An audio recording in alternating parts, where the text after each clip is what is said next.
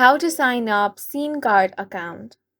Hi guys, welcome to our channel. Let's begin. In this video, I will guide you how you can create or open SIM card account. For this, you want to open up any web browser and head over to sceneplus.ca. Once you're on this website and you want to create a new account, you want to click on the register option, which will take you to this page. Here, you will have to enter your email address.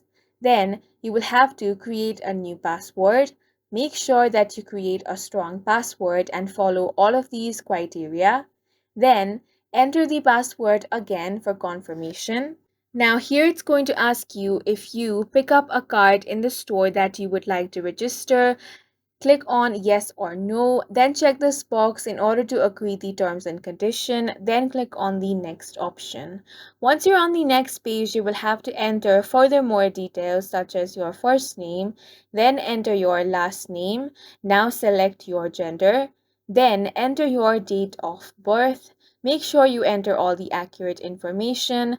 Now you want to type in your address and your apartment number. Then here enter your primary phone number.